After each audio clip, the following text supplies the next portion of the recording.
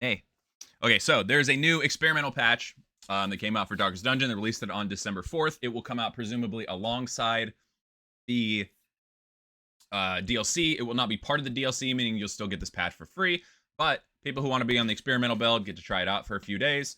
If you're a fan of the Man at Arms, turn your heads because he got nerfed. He's still fine. He'll be all right. But I want to go through all the patch notes. If you would like to look at the patch notes yourself, they are in the description for you. If you would like to be a part of this experimental patch and experimental patches in the future, what you have to do, you have to go to Darkest Dungeon 2 on Steam. Epic Games, I don't know how to do, to be honest. I don't know if there is an Epic Games one. Anyways, properties, betas, and then beta participation, click on the experimental build. Keep in mind, they advise not to be bouncing in back and forth between live and experimental builds because there's a chance that all of your save could corrupt. So if you do decide to play on the experimental builds on this one and in the future, you should probably just stick to there. If you don't want to do that, that's totally fine. Let the YouTubers and the Twitchers do it. All right, so let's go through this. So first of all, added the ability to remove positive quirks at the hospital. It is 16 relics, the same as removing negative quirks. No longer do you have to worry about your alchemist, plague doctor getting breacher. And it's technically cheaper to just remove it than it is to change the path because it's 32 relics to change the path. So that's a nice little quality of life thing. Added new combat route encounters. So my understanding is it's only one type of enemy. It's like a couple different battles. I will actually have a clip for my stream at the end of this video, and you can watch it if you would like. It's an interesting enemy in my opinion. So it's a nice little addition. It kind of switches up exactly how you think about the game. So added rank highlight to indicate which monster is guarding the selected target. A little bit easier. Party and hero loadout saving. So that's pretty cool. It is in the it goes along with the new Crossroads UI. So Crossroads is where you pick your heroes. There's a new UI with that, and the party and the hero loadout is in there, so that's pretty cool. Achievement list to the profile summary UI. That's when you hit escape, and then at the very top, you can click on their logo, and it'll tell you your profile summary. So achievements is on there.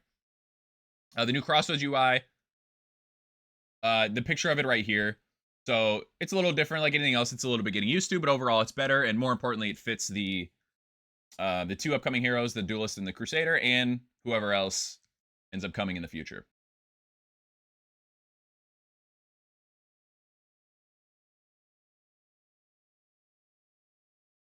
Updated description of Daze Token to better reflect that it interacts with actions, not turns. Fixed an issue where extra actions were incorrectly counting towards cooldown values. So this is, off the top of my head, it is Oversprung Pocket Watch can give you an extra action. Encore, obviously with the Jester, can give you, and the Stain Trinket, the name that I don't know, that allows you to get an extra action. Okay, so this means if you're, as I learned from experience and died to an exemplar because of it, if your plague doctor, her indiscriminate science is on cooldown, you cannot just encore and then it'll immediately be off cooldown. So this is a little bit, depending on how often you use encore, you do have to keep this in mind. More specifically for encore, it's that's more common with encore than it is with the other trinkets, but keep in mind that was apparently incorrect and that was a bug. So the turn cooldowns are round cooldowns essentially instead of turn cooldowns. So keep that. That's something to keep in mind if you're a big encore user. Highwayman, take aim plus no longer grants a speed token. So when you master it, it just goes to 2 crit tokens instead of 1 crit token.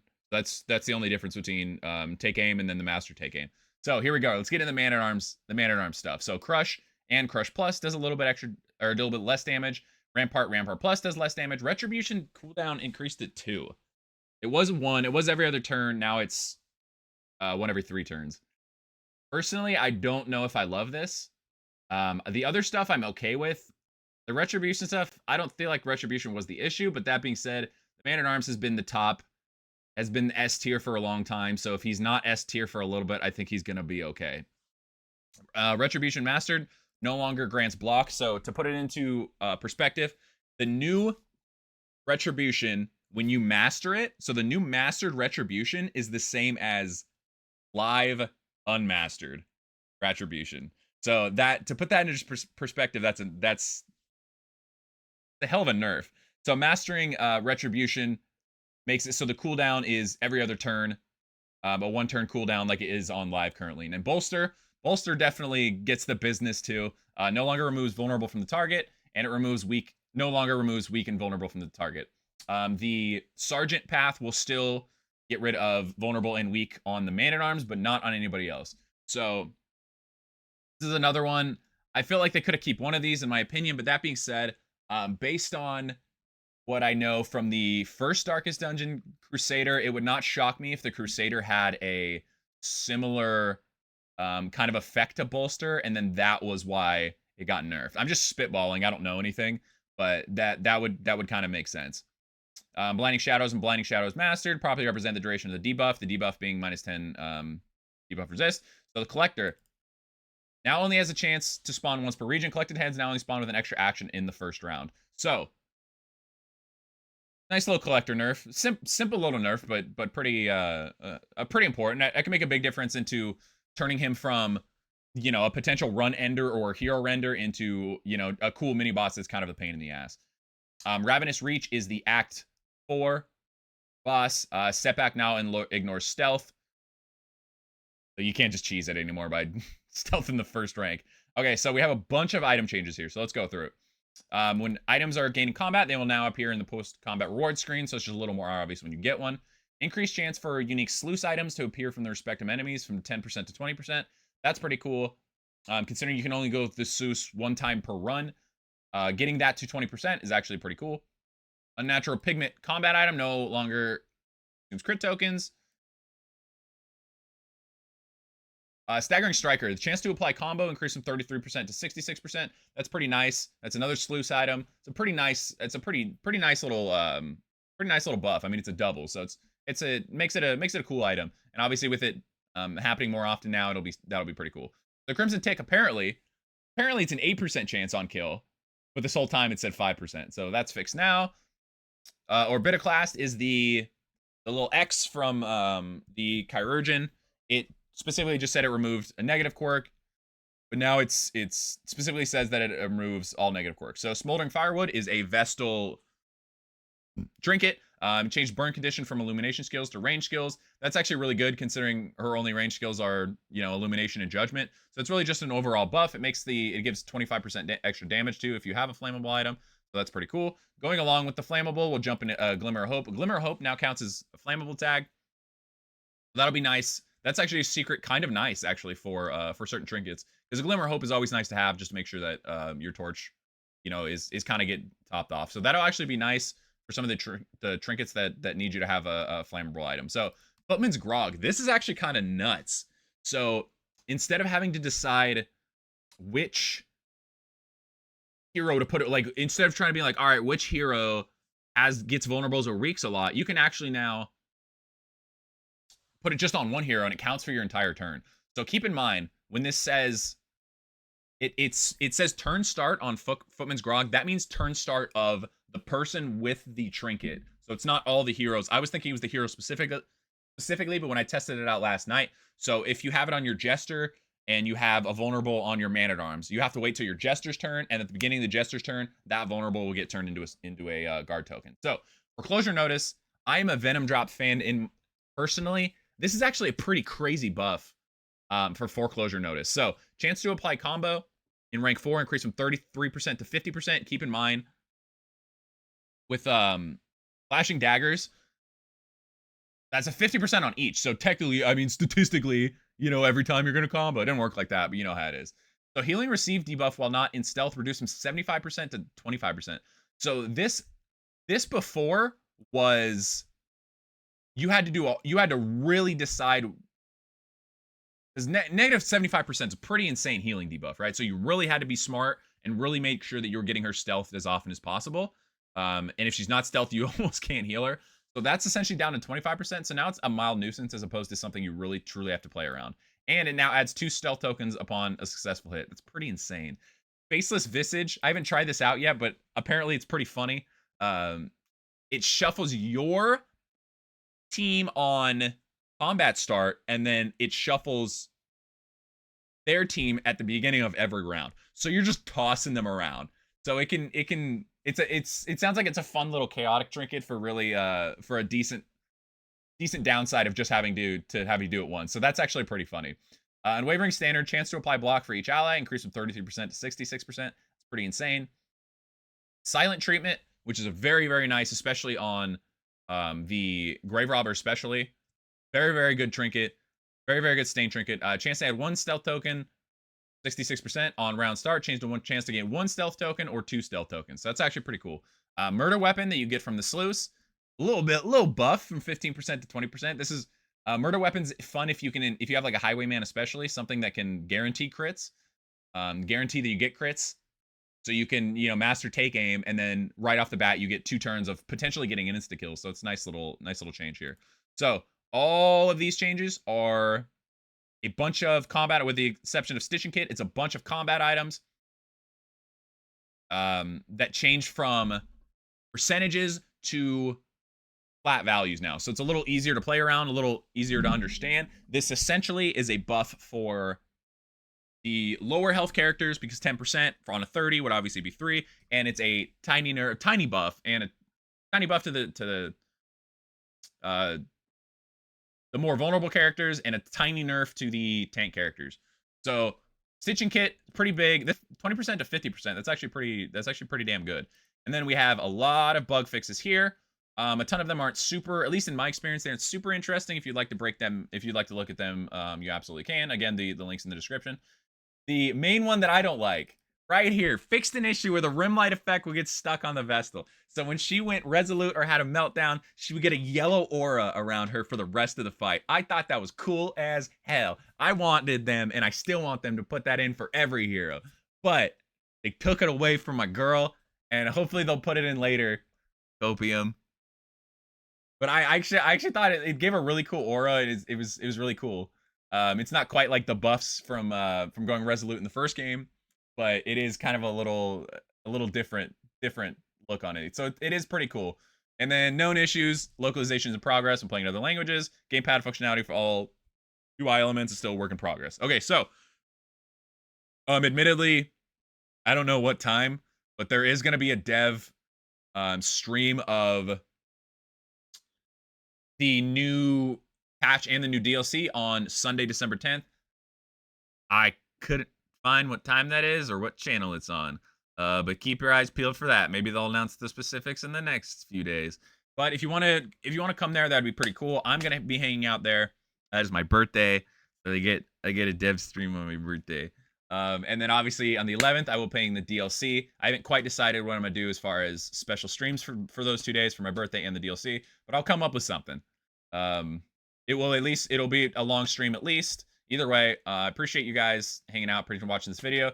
Please stop by on Twitch, come say hi, and just say, hey, I watched this video. Thanks for the breakdown. And then I'll say, hey, thanks for watching. And then you can come hang out. One last thing here. Flagellant will no longer become jealous when others are healed or cured of dots. However, Flagellant will no longer gain affinity with heroes that heal him or cure him of dots. Flagellant wants to suffer. Glad to see that the lore is making it into the notes here. So overall, I do really like this patch. Like I said, if there was one thing that I wasn't crazy about, it's the retribution change. But it's not I'm not hugely passionate about that either. I don't think it's an awful change or any means. The bolster one I'm not crazy about either, but like I said, if I had to guess, probably the Crusader will probably have a similar one. If you would like to stay and watch the fight with the new heroes, you can feel free. If not, like I said, stop by on Twitch, subscribe if you would like, and I appreciate it very much, and have a fantastic rest of your day or night. I just want to create... Oh, they get a special little thing here, too. Holy fuck, I can't see.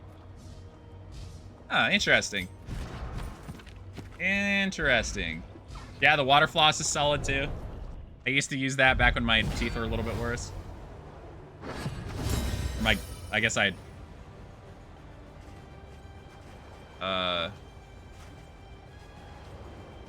Not teeth were worse, but like I didn't fucking...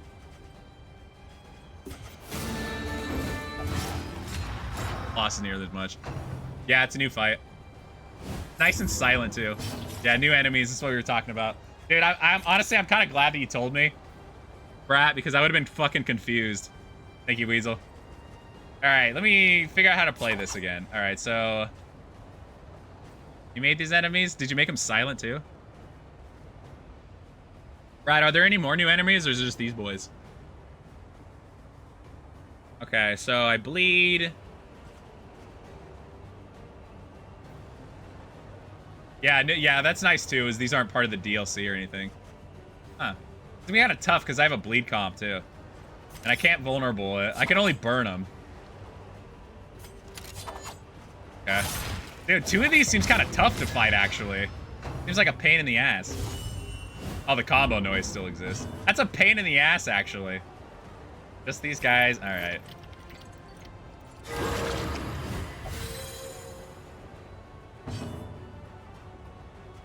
The DLC is the Crusader, the Duelist, and then the Warlord, who is a roaming boss. So, yeah, it's a new. These are new boys. Nice and silent too.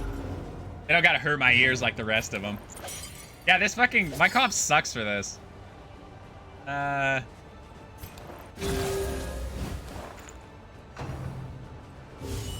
Hold fast, for who knows what lurks in the beyond. These snivelly little shits hiding behind their little fucking Call of Duty riot shield.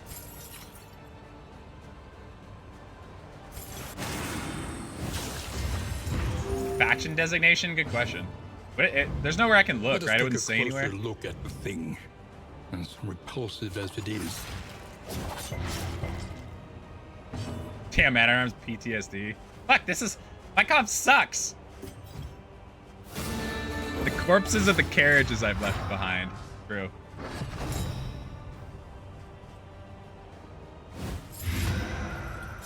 Oh, okay. At least I can still blight him. That's cool. Never mind. He just resists it. My comp's dog shit. Yeah, that's. Yeah, I see it has.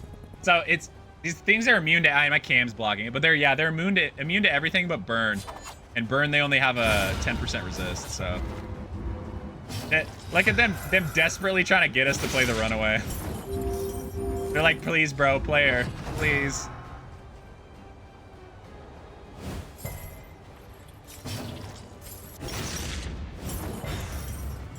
I do think this is a really, like, simple but interesting idea, though.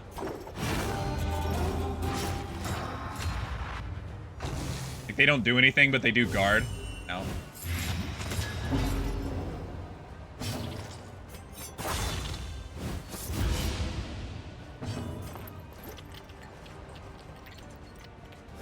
This road cannot be walked alone.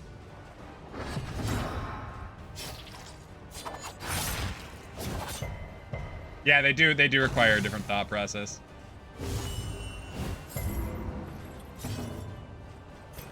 I do that. A small foundation of trust.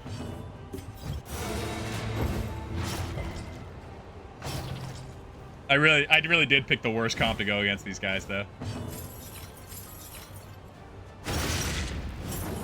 That counts as damaging. Whatever, good enough. We're gonna take a little while with this fight. It has a different effect. Oh, fuck me. Alright. The enemy weakens. Great, I'm gonna go against a fucking champion wall. That animation, throwing back a spear, gives me PTSD because of fucking Fulgore. Like, I kind of physically cringed when I saw him pull back up like that because I wasn't fully paying attention. I was like, great, I'm about to get Fulgore.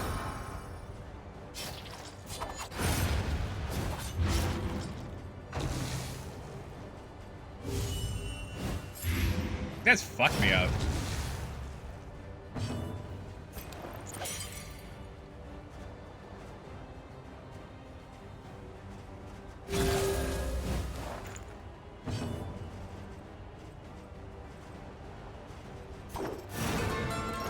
Death better not come in this fight.